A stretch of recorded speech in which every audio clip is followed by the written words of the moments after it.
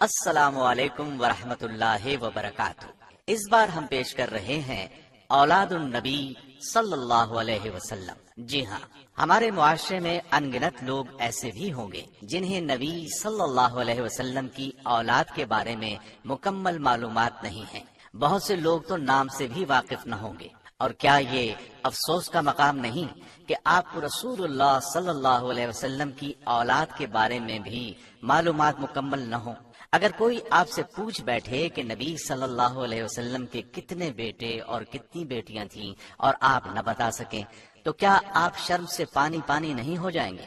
اس سے یہ کہیں بہتر ہے کہ آپ کو اولاد النبی صلی اللہ علیہ وسلم کے بارے میں سیر حاصل معلومات ہوں، تاکہ ایسا وقت آنے پر آپ مکمل اعتماد کے ساتھ مخاطب کو جواب دے سکیں۔ تو آئیے سنتے ہیں اولاد النبی صلی اللہ علیہ وسلم۔ رسول اللہ صلی اللہ علیہ وسلم کی اولاد کی تعداد میں اختلاف پایا جاتا ہے۔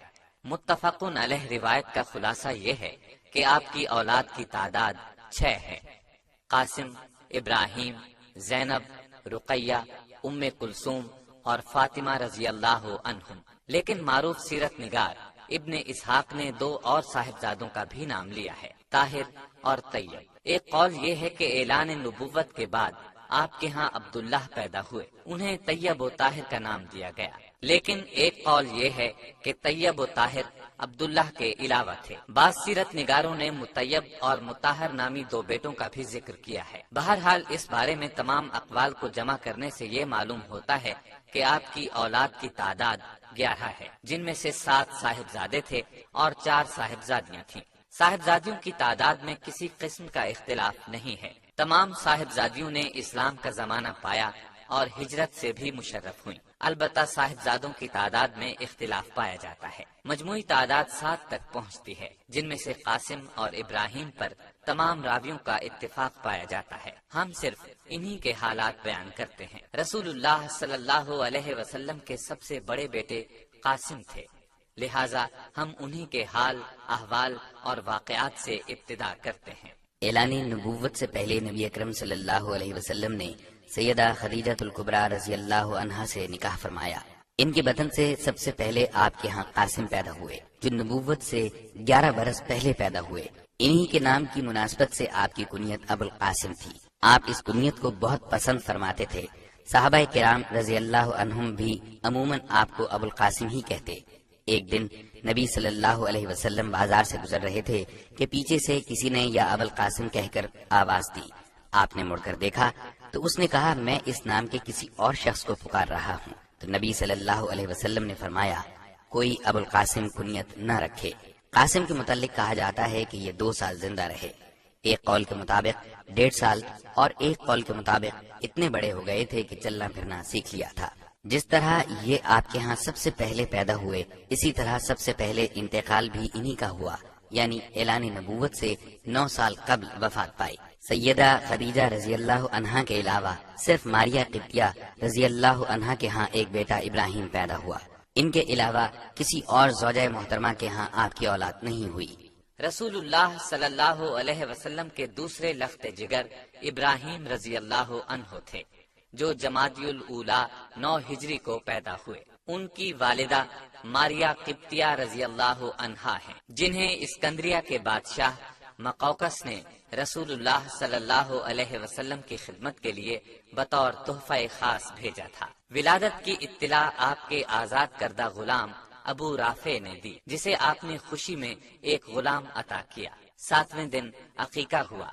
آپ نے سر کے بالوں کے برابر چاندی خیرات کی اور بچے کا نام اپنے جد اعلیٰ کے نام پر ابراہیم رکھا۔ دودھ پلانے کے لیے تمام انصار نے خواہش ظاہر کی، لیکن آپ نے ام سیف کے حوالے کیا اور اس کے معاوضے میں کھجور کے چند درخت دیے۔ ام سیف مدینے سے کچھ فاصلے پر رہتی تھیں۔ رسول اللہ صلی اللہ علیہ وسلم فرط محبت سے وہاں جاتے، ابراہیم کو گود میں لیتے، چومتے اور پیار کرتے۔ ام سیف کے خاوند لوہار تھے، اس لیے گھر دھوئیں سے بھرا رہتا تھا، لیکن آپ باوجود نظافت طبع گوارا فرماتے۔ ابراہیم نے ام سیف ہی کے گھر 29 شوال 10 ہجری کو 17 یا 18 ماہ کی عمر میں انتقال کیا۔ انا للہ و انا الیہ راجعون۔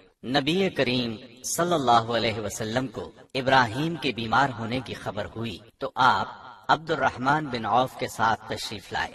نزع کی حالت تھی، گود میں اٹھا لیا، آنکھوں سے آنسو جاری ہو گئے۔